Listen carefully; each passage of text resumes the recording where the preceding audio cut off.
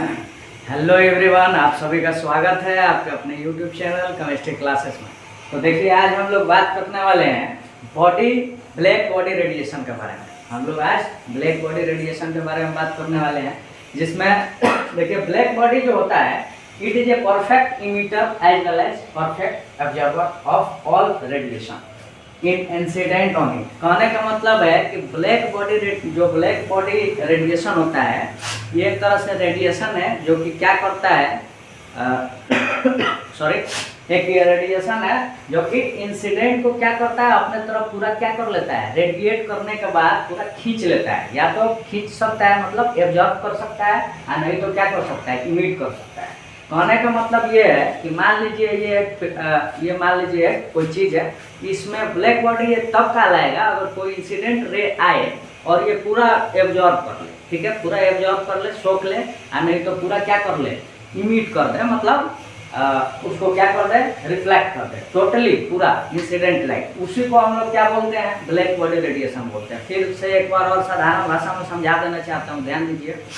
A black body is a perfect emitter as well as perfect absorber. कहने का मतलब है of all radiation incident on it. कहने का मतलब है कि एक बॉडी है ये, जिस पे कोई रेडिएशन आ रही है तो पूरा का पूरा रेडिएशन को क्या कर लेगा, वो एब्जॉर्ब कर लेगा, नहीं तो पूरे को क्या कर देगा, इमिट कर देगा, ठीक है। इसी को हम लोग क्या बोलते हैं, ब्लैक बॉडी रेडिएशन बोलते हैं। बहुत आसान चीज़ है और बहुत ही आसान भाषा में आपको समझा भी दिया। When a black body is heated, it emits radiation।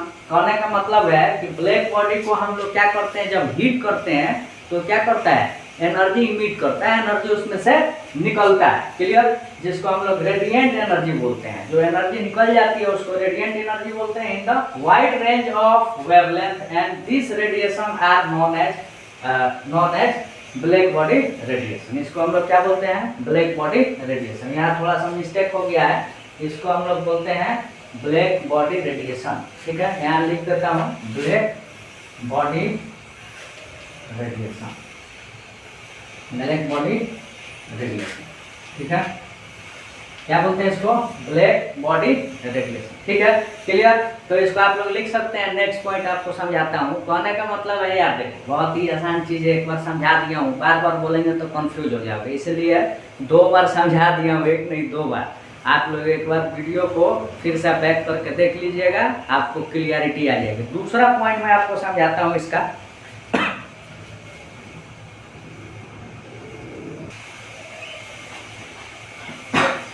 चलिए देखिए, नेक्स्ट पॉइंट देखिए इसमें।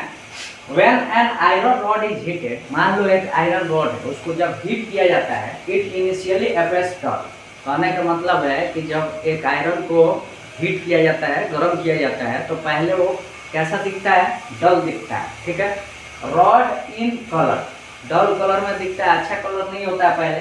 On further heating it becomes bright red. अब क्या होता है, पहले तो डल हो जाता है, कौन, जब हम लोग आयरन को, लोहा को गर्म करते हैं, ठीक है। फिर अगर फर्दर जब आप हीट करोगे, गर्म करोगे, तो ब्राइट रेड कलर का हो जाता है। आप लोग देखे भी होंगे कि जो आयरन होता है ज़्यादा हीट कर देने पर कैसा दिखने लगता है, रेड कलर का दिखने लगता है। देन वाइट, और बाद में और भी ज़्यादा जब उसको हीट करते हैं हम लोग तो वो वाइट दिखने लगता है। And finally becomes blue in colour, और बहुत ज़्यादा और हीट कर दोगे तो क्या हो जाएगा, ब्लू कलर का हो जाएगा। तो कहने का मतलब ये है कि पहले आयरन को जब हम हीट करेंगे तो कैसा दिखता है, थोड़ा सा कम रेड कलर का दिखेगा। फिर फर्दर जब उसको हम लोग हीट करते हैं तो ब्राइट कलर का दिखता है, और फिर फर्दर जब हम हीट करते हैं तो वाइट कलर का दिखता है। एंड देन उसके बाद और ज़्यादा हीट करोगे तो ब्लू कलर का दिखने लगता है। तो सबसे ज़्यादा लास्ट में जब हीट हम लोग करते हैं तो ब्लू कलर का दिखता है, क्लियर।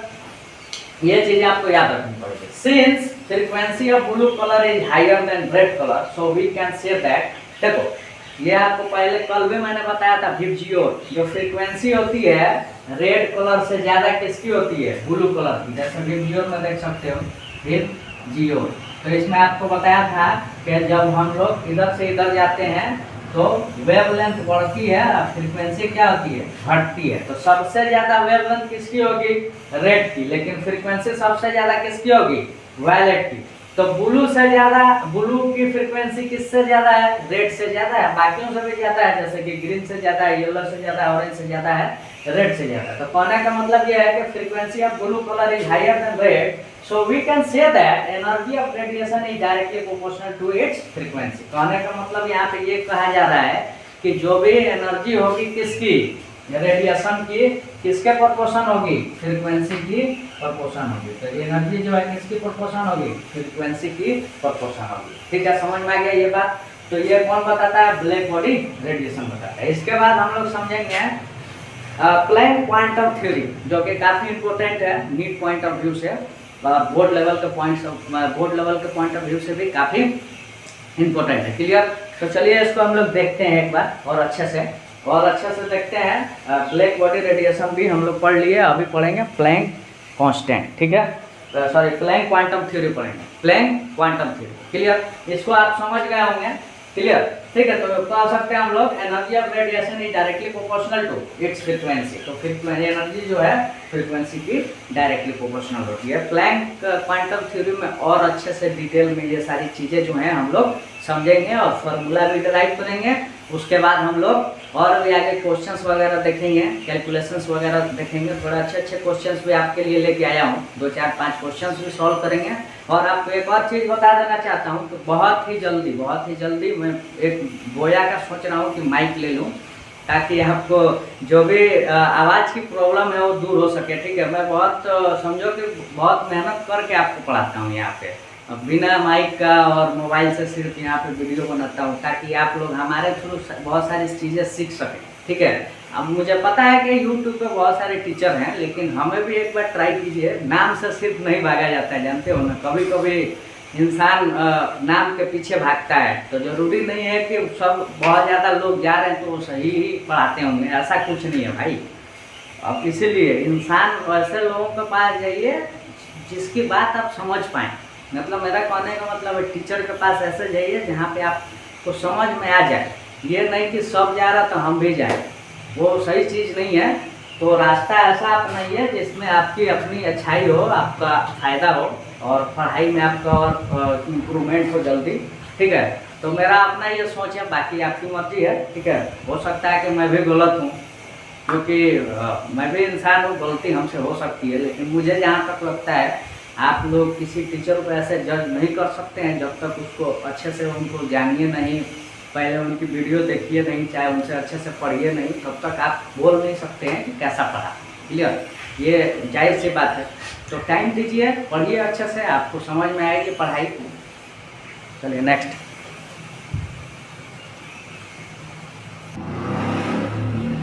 चलिए देखिए, अब हम लोग पढ़ने वाले हैं प्लैंक्स क्वांटम थ्योरी। ठीक है, काफ़ी इंपॉर्टेंट है और इस पे बहुत ही इजी क्वेश्चंस बनते हैं। वैसे जेईई मेंस में भी इस पे क्वेश्चंस आते हैं। ठीक है, क्लियर?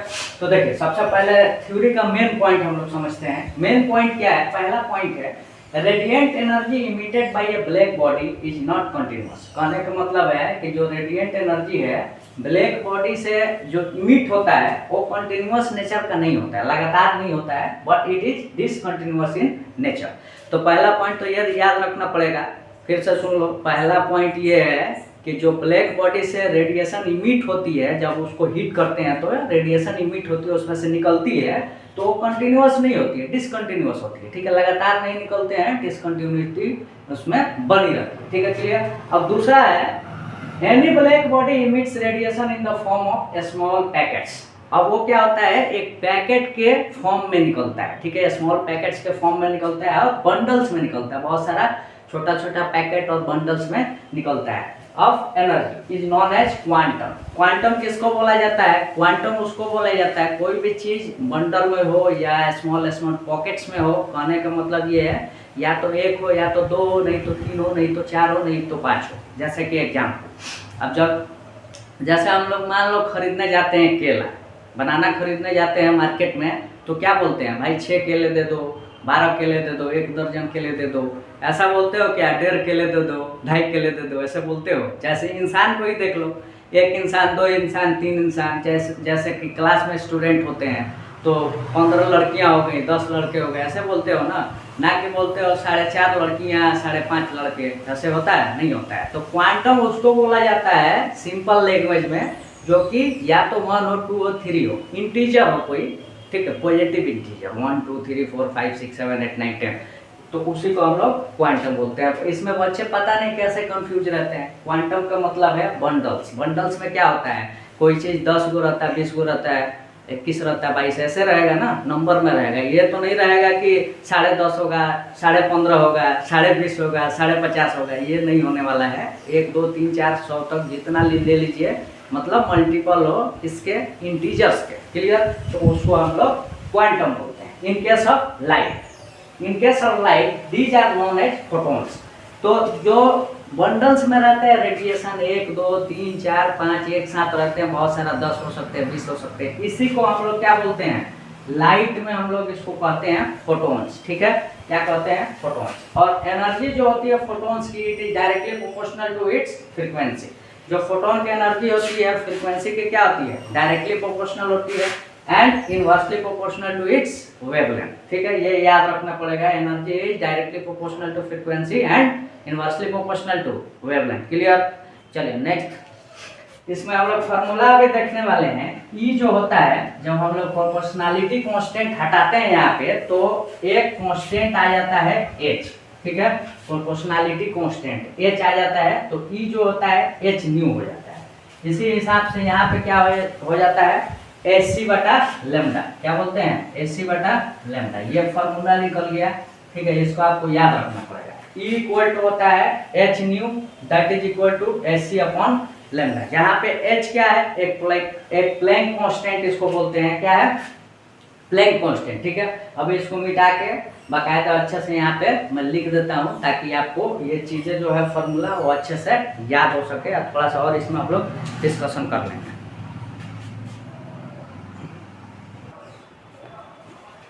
अब ध्यान दीजिए इधर, सॉरी, देखिए अभी आपको बताया था एनर्जी जो है वो directly, energy of radiation is directly proportional to frequency and it is inversely proportional to wavelength, ठीक है?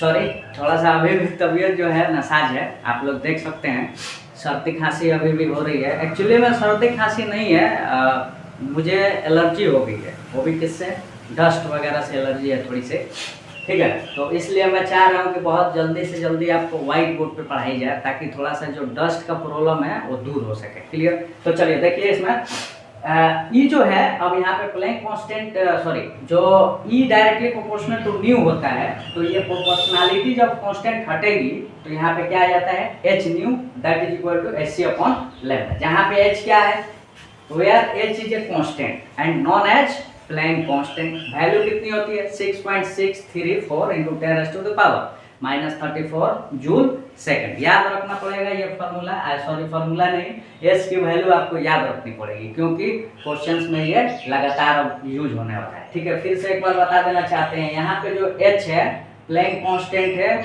और वैल्यू इसकी होती है 6.634 इंटू 10⁻⁻34 जूल सेकंड, ठीक है? अब यहाँ पे देखो एनर्जी जो है एच सी अपॉन लेमडा हो सकता है, एच न्यू हो सकता है। सी क्या है, स्पीड ऑफ लाइट, लेमडा क्या है, वेवलेंथ, न्यू क्या है, frequency, clear? Energy of an photon, अगर एन फोटोन की एनर्जी की बात की जाए तो सिंपली हमें क्या लगा देना है, एन से मल्टीप्लाई कर देना है। एक फोटोन की एनर्जी होती है एच सी अपॉन लेमडा, तो एन फोटोन की कितनी हो जाएगी, एन से मल्टीप्लाई, बहुत आसान चीज है। यहाँ पे देखो ई मैक्स कब होगा, ई मैक्स मतलब एनर्जी मैक्सिमम कब होगी, जब एनर्जी मैक्सिमम होगी तो न्यू क्या होगा, मैक्स होगा। जब एनर्जी मैक्सिमम होगी तो न्यू क्या होगा, मैक्स होगा। इसके अलावा लेमडा क्या होगा, मीन होगा, तभी तो ये कम से कम रहेगा, तभी तो जाके ये एनर्जी मैक्सिमम रहेगी। तो ई मैक्स होगा तो न्यू मैक्स होना चाहिए, और लेमडा क्या होनी चाहिए, मिनिमम होनी चाहिए। दूसरा केस क्या बन सकता है, ई मिनिमम अगर हो, ई मिनिमम, तो न्यू भी क्या होगा, मिनिमम, और लेमडा क्या होगा, मैक्सिमम। लेमडा क्या होगा, मैक्सिमम, ठीक है? तो ये भी आपको समझना पड़ेगा। इसमें समझना क्या है यार, बहुत आसान चीज है, फिर से सुन लो। ये एनर्जी जो है मैक्सिमम कब होगा, जब न्यू क्या हो, फ्रीक्वेंसी क्या हो, मैक्सिमम हो, और लेमडा क्या होनी चाहिए, मिनिमम होनी चाहिए। एनर्जी मिनिमम कब होगी, जब न्यू क्या हो, मिनिमम हो, और लेमडा क्या हो, मैक्सिमम हो, क्योंकि डिवाइड में है लेमडा, जितना ज़्यादा ये होगा उतना ये क्या होगा, कम होगा, ठीक, और ये कम होगा तो ये भी कम होगा। समझ में आ गया होगा आपको ये चीज़ें। तो फार्मूला भी आपको ये याद रखना पड़ेगा, इसमें हम लोग कुछ क्वेश्चन समझते हैं। अब चलो मान लो एक और आपको चीज़ बता देते हैं, 1 mole of photon, 1 mole of photon, 1 mole of photon कितना हो जाएगा बताओ। किसी भी सब्सटेंस के 1 मोल क्या होता है, एवोगाड्रोस नंबर के बराबर होता है। कितना होता है बताओ जल्दी, 6.023 इंटू 10⁻23। फिर से सुन लो, ये मोल कॉन्सेप्ट में आपको हम बहुत ज़्यादा पढ़ाए हुए थे मोल कॉन्सेप्ट, और चिल्ला के आपको बताए हुए हैं कि 1 मोल जो होता है फोटोन या कोई भी सब्सटेंस का 1 मोल जो होता है एवोगाड्रोस नंबर के बराबर होता है। और एवोगाड्रोस नंबर कितनी होती है, 6.023 इंटू 10⁻23। ठीक है, अभी भी मतलब मेरे मुंह में सलाइवा बहुत ज़्यादा आ जा रहा है, पता नहीं किस वजह से, थोड़ा सा सेहत सही नहीं है उसके वजह से भी हो सकता है, तो बोलने में थोड़ी सी दिक्कत हो रही है, आवाज़ जल्दी नहीं निकल रहा है, मुंह में ज़्यादा सलाइवा हो जाने की वजह से फंस जाता है आवाज़। ठीक है, आप लोग भी ऑब्जर्व किए होंगे ये बात, ऑब्जर्व नहीं ऑब्जर्व किए होंगे। ठीक है, इंग्लिश में कभी कभी मिस्टेक हमसे हो जाती है, हम बिहारी हैं भाई, कभी कभी हम लोग गलत बोल जाते हैं, लेकिन ऐसा नहीं है कि आता नहीं है, तो उसको सुधार करना भी आता है। चलिए खैर क्वेश्चन अब देखते हैं। ये आपको याद रखना पड़ेगा, ये आपको याद रखना पड़ेगा, ठीक है, फॉर्मूला जितने भी हैं। बाकी हम लोग क्वेश्चन देखते हैं। चलिए ये क्वेश्चन देखते हैं, काफ़ी अच्छा क्वेश्चन है, इजी क्वेश्चन है लेकिन अच्छा क्वेश्चन है। ठीक है, अप्रोच आप पहले सीखिए कैसे इस तरह के क्वेश्चंस को अप्रोच करते हैं। क्लियर, बहुत बच्चे जो हैं अप्रोच सही से नहीं करते हैं, मिस्टेक होती है उनसे। देखिए, calculate ratio of energy of a photon having, ये लैम्डा मतलब क्या होता है, wavelength, having wavelength 2000 angstrom and 4000 angstrom. तो इसमें आपको एनर्जी पूछी गई है, लैम्डा 1 गिवन है 2000 एंगस्ट्रॉम, और लैम्डा 2 कितना गिवन है 4000 एंगस्ट्रॉम। ठीक है, 2000 और 4000। यहाँ पर देखो एनर्जी जो है डायरेक्टली प्रोपोर्शनल किसके हो जाएगा, लैम्डा। ठीक है, एनर्जी किसका डायरेक्टली प्रोपोर्शनल हो जाएगा, सॉरी इनवर्सली प्रोपोर्शनल, माफ करना, लैम्डा का क्या होगा, इनवर्सली प्रोपोर्शनल। आपको बताए हुए तो कुछ देर पहले ही कि एनर्जी जो है डायरेक्टली प्रोपोर्शनल किसके होता है, न्यू के, और इनवर्सली प्रोपोर्शनल किसके होता है, लैम्डा के।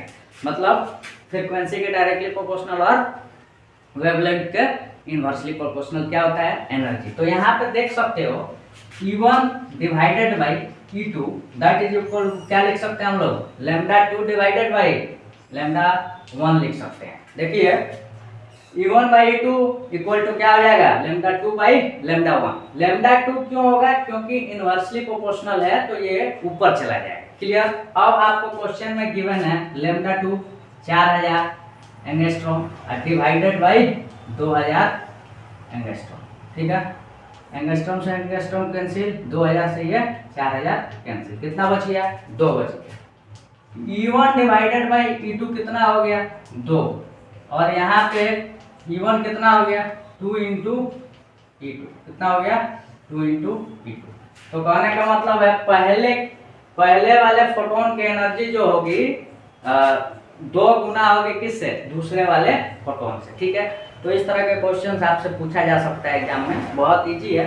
ठीक है, नहीं तो ये रेशियो सिर्फ पूछा है तो आप रेशियो बता सकते हैं, दोनों का कितना होगा, 2 होगा। सिर्फ आपसे रेशियो पूछा गया है तो दोनों का रेशियो कितना होगा, 2 होगा। चलिए इसके बाद एक और क्वेश्चन देखते हैं थोड़ा सा।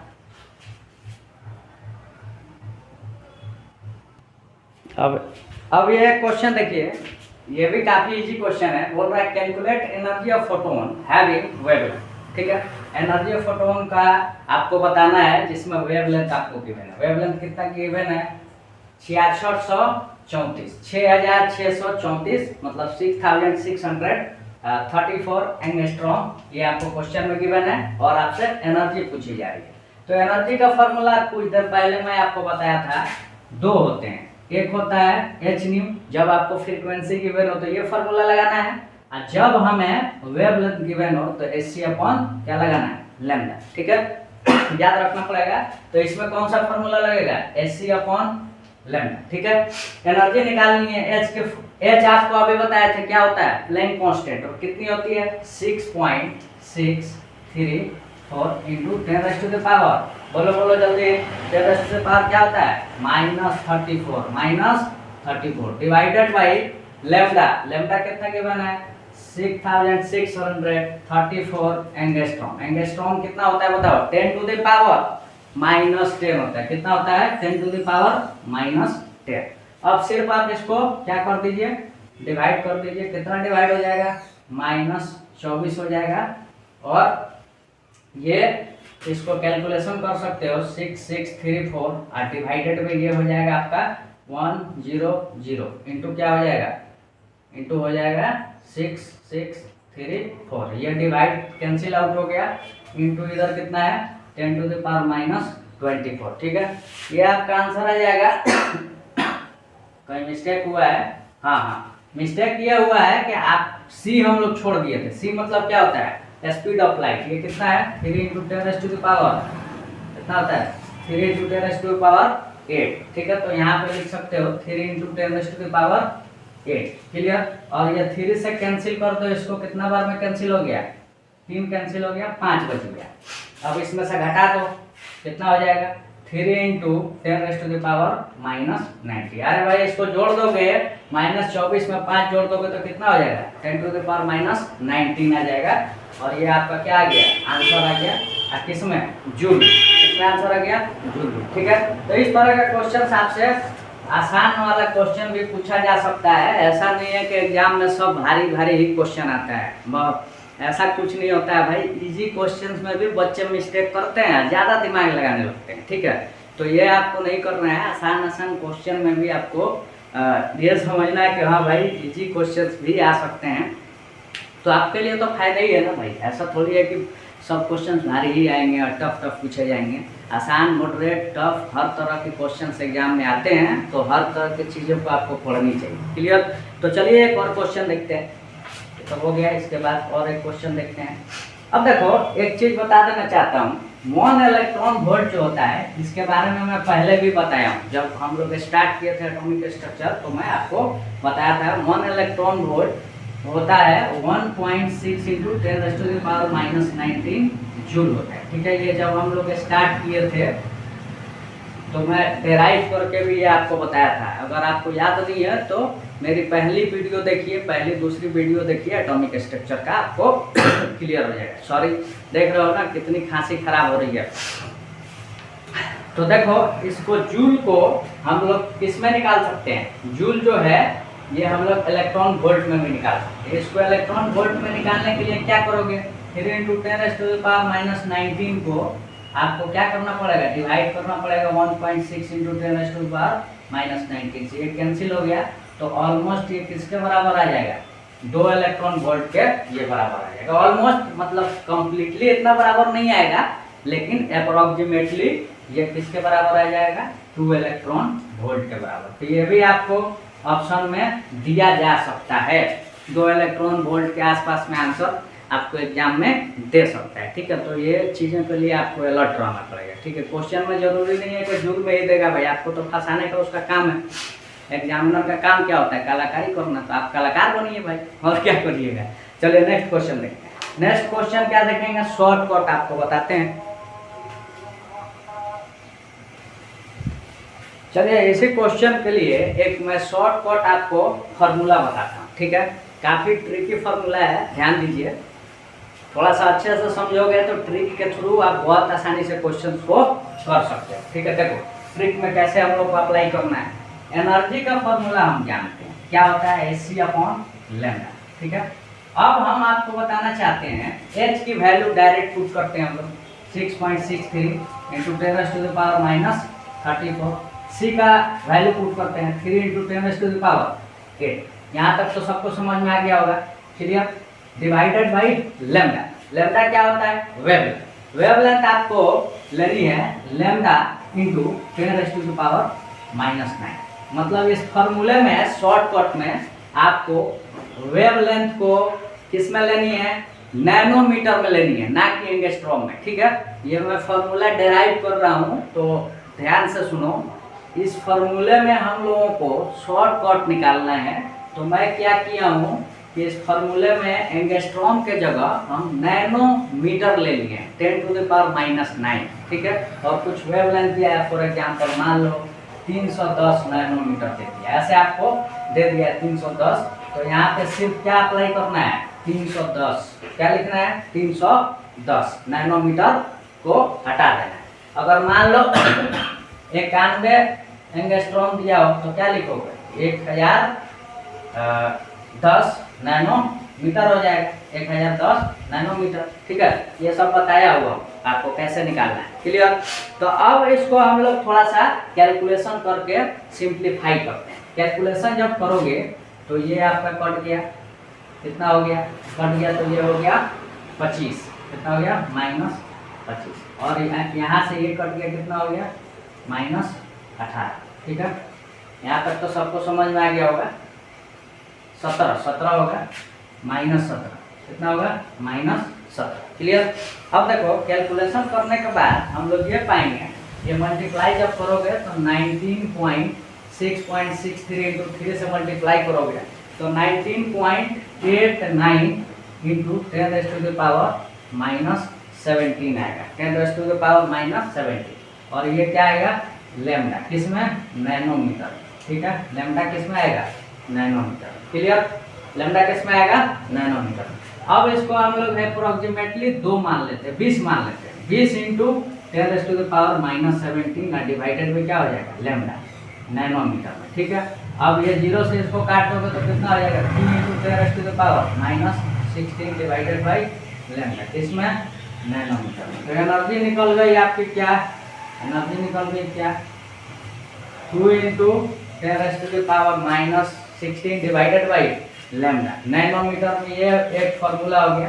अप्रोक्सीमेट वैल्यू आएगी, इससे एग्जैक्ट वैल्यू नहीं आएगी। ठीक है, पहले फिर से बता देना चाहता हूँ, इस फॉर्मूले से अप्रोक्सीमेट आपकी एनर्जी की वैल्यू आएगी, क्लियर। तो इसको याद रखना पड़ेगा। और सिंप्लीफाई जब करोगे ना, और सिंप्लीफाई करोगे इसको, चलो थोड़ा सा आगे की चीज़ें बता देता हूँ। ये कब यूज करेंगे, जब ये किस में आएगा, जूल में, किस में आएगा, जूल में। इसी चीज को हम लोग इलेक्ट्रॉन वोल्ट में चेंज करना चाहते हैं, तो क्या करेंगे बताओ, इलेक्ट्रॉन वोल्ट में चेंज करने के लिए 2 इंटू 10⁻⁻16 डिवाइडेड बाई क्या है, लैम्डा, नैनोमीटर। इसको किससे डिवाइड करेंगे हम लोग, बताइए। इसको हम लोग डिवाइड करेंगे किससे, बोलो बोलो बोलो जल्दी। इसको हम लोग डिवाइड कर देंगे 1 अभी बताया था ना, 1.6 इंटू 10⁻⁻19 से क्या कर दोगे, डिवाइड कर दोगे। तो यहाँ पे डिवाइड कर दो 1.6 इंटू 10⁻⁻19 से, ये क्या निकल जाएगा, एनर्जी, किस में निकलेगा, इलेक्ट्रॉन वोल्ट। क्लियर। तो ये आपका हो गया कैंसिल आउट, ये कैंसिल आउट। ठीक है, कितना हो गया, -3। ठीक, तो 2 लैम्डा इंटू 1.6 इंटू 10⁻⁻3। इसको हम लोग ये भी लिख सकते हैं, जब ऊपर लेके जाओगे तो ये आपका हो जाएगा 2 into 10⁻³ divided by 1.6 into lambda. Lambda किस में रहेगा, नैनोमीटर में। ये वैल्यू जब कैलकुलेशन करोगे तो 1240 आता है। कितना आता है, 1240। किस में आएगा, इलेक्ट्रॉन डिवाइडेड बाई नैनोमीटर में लैम्डा रहेगा। ठीक है, इलेक्ट्रॉन वोल्ट पर फोटोन, क्या आएगा, इलेक्ट्रॉन वोल्ट पर फोटोन। ये क्या निकल गया, एनर्जी। तो फॉर्मूला यहाँ से निकल गया E = 1240 डिवाइडेड बाई लैम्डा किस में, नैनोमीटर में, और इलेक्ट्रॉन वोल्ट पर फोटोन, इलेक्ट्रॉन वोल्ट पर फोटोन। देखो इधर ध्यान दो, एनर्जी जो निकली कितने निकली, 1240 और डिवाइडेड बाई लैम्डा किस में, नैनोमीटर में। ठीक है, इलेक्ट्रॉन वोल्ट पर फोटोन, 1240 डिवाइडेड बाई लैम्डा। ये आपको शॉर्टकट में फार्मूला बताया हूँ, शॉर्टकट। डायरेक्ट ये फार्मूला यूज करना है लेमडा कुछ भी हो, नैनोमीटर में नहीं भी हो, अगर एंगस्ट्रॉम में हो तो नैनोमीटर में ला दो, 1240 से डिवाइड कर दो। ठीक है, एक फार्मूला आपको क्वेश्चन देते हैं ताकि और आपको क्लियरिटी हो कि ये फार्मूला को यूज कैसे करना है। आप लोग इस फार्मूला को लिख लीजिएगा। चलिए इस पर, चलिए ये देखिए एक बहुत ही साधारण क्वेश्चन है। एक फोटोन की एनर्जी आपको बतानी है जब आपको हैविंग, ये आपको लेमडा गिवन है, लेमडा गिवन है 620 नैनोमीटर, लेमडा गिवन है। ठीक है, तो एनर्जी का फार्मूला अभी आपको शॉर्टकट बताया था, 1240 डिवाइडेड में क्या होता है, लेमडा किसमें रहेगा, नैनोमीटर, किसमें रहेगा, नैनोमीटर। तो 1240 डिवाइडेड बाई क्या यूज करेंगे, लेमडा बताओ, 620, किसमें, नैनोमीटर में दिया है तो नैनोमीटर में यूज किए, डिवाइड कर दो, कितना हो गया, 2 बच गया। आंसर किस में आएगा, इलेक्ट्रॉन वोल्ट। अगर इलेक्ट्रॉन वोल्ट को आप किस में बदलना चाहते हो, एनर्जी में, सॉरी जूल में, तो बदल सकते हो। 2 × 1.6 × 10⁻⁻19 कर दो, ये आंसर किस में आ जाएगा, जूल में। क्लियर। एक चीज और बता देना चाहता हूँ, 1 electron volt per atom, 1 electron volt per atom. अगर हम लोग किलो जूल में निकालना चाहें, किलो जूल पर मोल में निकालना चाहें इसको, तो क्या करेंगे बताओ, 1.6 × 10⁻⁻19, ये क्या हो गया, इलेक्ट्रॉन। आप वोल्ट, वोल्ट में क्या यूज करोगे बताओ, जल्दी जल्दी। अरे भाई ये हो गया किसका, 1 इलेक्ट्रॉन वोल्ट का क्या हो गया बताओ, एनर्जी में आ गया, किसमें, एनर्जी में। 1 इलेक्ट्रॉन वोल्ट कितना होता है, 1.6 × 10⁻⁻19 जूल होता है। पर एटम का मतलब क्या हो गया, पर एटम का मतलब क्या हो गया बताइए। पर एटम का मतलब है कि एक एटम में कितने एनर्जी होंगे, तो एक एटम में कितने पार्टिकल्स होते हैं, कितने पार्टिकल्स, कितने नंबर ऑफ मोल्स होते हैं बताओ, तो ये होते हैं 6.023 × 10⁻⁻19। ठीक है, जूल में ये आ गया। अब किलो जूल में जब निकालना चाहते हो तो 10⁻³ से क्या करना पड़ेगा, डिवाइड, तभी तो ये कैंसिल हो जाएगा। क्लियर यहाँ तक। ठीक है, ये मल्टीप्लाई कर दिए। इसके बाद सॉरी यहाँ -19 नहीं होता है, कितना होता है, 23 होता है। ठीक है, 23। तो कैलकुलेशन कर लोगे तो ये हो गया 10⁻20 और ये कैंसिल हो गया, कितना हो गया, 10। जब कैलकुलेशन करिएगा तो ये आ जाएगा आपका 96 किलो जूल। कितना आ गया, 96 किलो जूल। तो ये पर मोल, किलो जूल पर मोल आ गया। ठीक है, तो याद रखना पड़ेगा 1 electron volt per atom that is equal to 96 kilo joule per mole, 96 kilo joule per मोल। ये आपको याद रखना पड़ेगा। और क्वेश्चन में ये डायरेक्टली यूज होता है, खासकर नीट में तो यूज नहीं होगा सॉरी नीट में तो यूज नहीं होगा, लेकिन किसमें यूज होगा बोलो, ये यूज होगा आपका जेई मेंस में। ठीक है, जेई एडवांस में भी इस तरह के क्वेश्चन आ जाते हैं। तो इस पे भी 1-2 क्वेश्चन देखते हैं। ठीक है, आपको मैं क्वेश्चन बहुत अच्छा से बहुत सारा कराऊंगा, आप परेशान नहीं होइए। आपको बहुत सारी चीज़ें हम सिखाने वाले हैं। नीट जेई के भी क्वेश्चन आपसे बनेंगे, यहाँ इतना ज़्यादा एनालाइज करके हम आपको पढ़ाते हैं। ठीक है, एनालिसिस जरूरी है। 1-2 क्वेश्चन आपको नहीं, हम बहुत आसान से लेकर भारी तक बताते हैं। ठीक है, हमारे साथ जुड़े रहिएगा तो आप बहुत सारी चीज़ें बहुत आसानी से सीख सकते हैं। ठीक है, यहाँ बोला नहीं जाता है, आप करके दिखाया जाता है। आप एक बार अच्छे से पढ़िए, आप सीखिएगा। ठीक है, चलिए आगे बढ़ते हैं। चलो देखो, इसमें ये क्वेश्चन कह रहा है calculate 1 mole of photon having, calculate energy of 1 mole of photon having lambda आपको गिवन है और बताना किसमें है, किलो जूल पर मोल में बताना।